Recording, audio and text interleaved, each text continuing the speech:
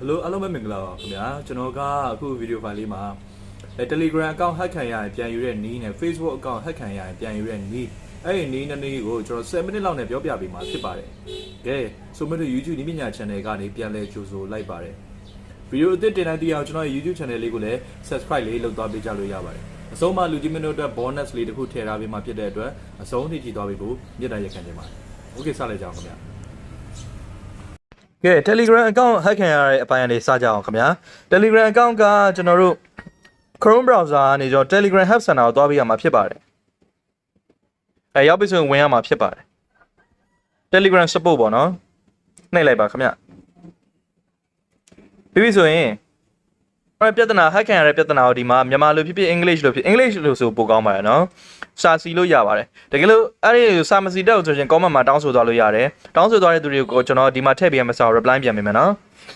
ပြီးပြီဆိုရင်ကျွန်တော်တို့ဒီမှာကျွန်တော်ရဲ့ email ကျွန်တော်တို့ဆက်သွယ်ရမယ့် email နံပါတ်ထည့်ပေးရဖြစ်တယ်ကျွန်တော်တို့ဆက်သွယ်ရမယ့် phone number ထည့်ပေးရဖြစ်တယ်ပြီးရင်ကျွန်တော်တို့ရည်ညွှန်းချက်ဆိုပြီးတော့ support ပေါ့နော်confirm နှိပ်လိုက်ပြီးရင်ရပါပြီသူတို့ဆက်သွယ်လာတဲ့အချိန်2ရက်ကနေ5ရက်ထိကြာတတ်ပါတယ်ဒီခါလေးတစ်ပတ်လောက်ကြာတယ်ပေါ့နော်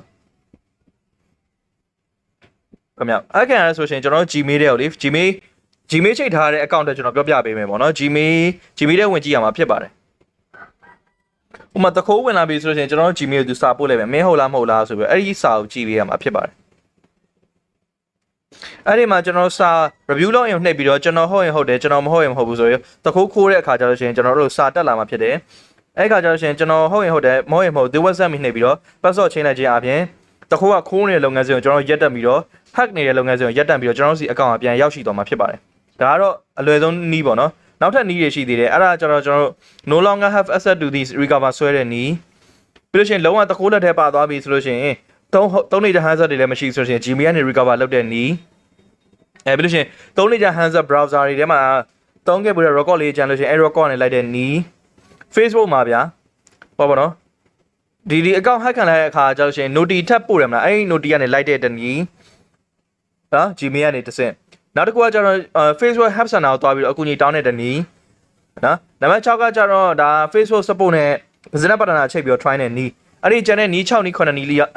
sorry နော်နည်း6နည်း9နည်း sorry ပါခင်ဗျ9နည်းလောက်ကကျတော့ကျွန်တော်ရဲ့သင်တန်းထဲမှာသင်ထားပေးတာဖြစ်ပါတယ် okay video file အဆုံးမှာ bonus ဆိုတဲ့အတိုင်းကျွန်တော်အခု bonus လေးထည့်ပေးမှာဖြစ်ပါတယ်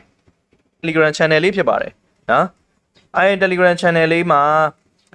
တိလို့သမျှတော့မဟုတ်ဘူးနော်တော်တော်များများနည်းပညာတွေပါဝင်ခဲ့တာဖြစ်ပါတယ်တော့ ethical hacking နဲ့ပတ်သက်တာ networking နဲ့ပတ်သက်တာ terms နဲ့ပတ်သက်တဲ့ဟာလေးတွေစသဖြင့်ပါဝင်ပါတယ်အမှဝင်ရောက်လေ့လာလို့ရပါတယ်ပြီးပြီဆိုရင်ကျွန်တော်ခုနပြောခဲ့တဲ့နည်းတွေကကြတော့ကျွန်တော်ရဲ့ lifetime class တွေမှာသင်ကြားပြသပေးပါတယ် lifetime class မှာဆိုလို့ရှိရင်အဲ့လို Telegram WhatsApp YouTube app တွေနဲ့ပတ်သက်သမျှ error အစုံ page hack ခံရရင်ပြန်လိုက်တဲ့နည်း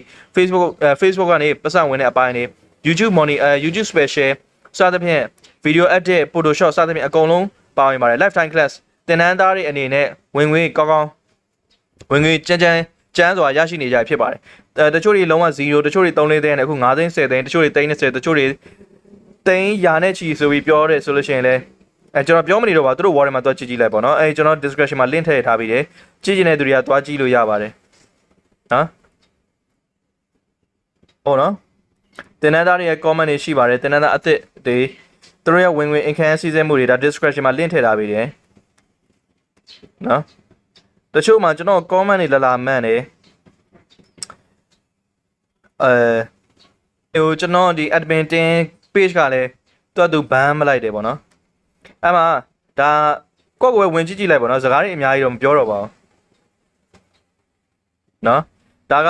ကျွန်တော် chicken ဆိုတာအားပေးနေတဲ့သူတွေကိုကျွန်တော်ပြောတာမဟုတ်ပါဘူးနော်ကျွန်တော်ဒီမှတ်ထားတဲ့သူတချို့အတွက်ကျွန်တော်ပြောပြပေးတာဖြစ်ပါနော်အဲ့လိုပုံစံမျိုးဒီကနည်းနည်းလေးစိုးတယ်ဒါပေမဲ့လည်းဒီကျွန်တော်လုပ်ငန်းရှိနေမဟန်ကြီးကကျွန်တော်ပြောပါတယ်ပေါ့နော်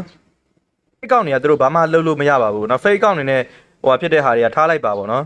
်သူတို့တကယ်တက်တိရှိတယ်ဆိုလို့ရှိရင် official account နဲ့လာခဲ့လို့ရပါတယ်ကျွန်တော် wall publish မှာလည်းတင်ထားပြီးတယ်ပေါ့နော်အဲ့တင်တန်းနေတရားဝင်နော်လုပ်ငန်း license နဲ့တကွာစနစ်တကျလုပ်ထားတာဖြစ်တယ် fake account နဲ့ကြတော့ကျွန်တော်တို့လည်းမတက်နိုင်ဘူးပေါ့နော်ခဲပါအဲ့ဒါတွေထားပါအဓိကအခုကြည့်နေတဲ့သူတွေအတွက်ကျွန်တော်ကကဲ Telegram account hack ခံပြလိုက်နီးFacebook account hack ခံပြလိုက်နီးနဲ့လက်ဆောင်ဖြစ်တဲ့ပညာဒါန channel လေးထ ထည့်ပေးလိုက်ပြီဖြစ်ပါတယ်နောက်ဒါတော့ lifetime class လေးပါပေါ့နော်အဲ့ဒီ link လေးလည်းထည့်ထားပေးမှာဖြစ်ပါတယ်အားလုံးကျေးဇူးတင်ပါတယ်နောက်နေ့လို့ဆိုရင် agent ကြပါစေဟုတ်ပြီခင်ဗျအဆုံးထိကြည့်ပေးကြလို့ကျေးဇူးတင်ပါတယ်လူချင်းမင်းတို့ထပ်သိလို့တဲ့အကြောင်းအရာတွေဗီဒီယိုဖိုင်ရဲ့အောက်မှာထပ်မံပြီးတော့တောင်းဆိုသွားလို့ရပါတယ်ဒီဗီဒီယိုဖိုင်လေးကလူချင်းမင်းတို့အတွက်များစွာအဆင်ပြေခဲ့တယ်တို့ဒီမို့အထောက်အကူတစ်ခုဖြစ်ခဲ့တယ်ဆိုလို့ရှိရင် comment မှာ yes လို့ရေးသွားပေးလို့ရပါတယ်အားလုံးကျေးဇူးတင်ပါတယ်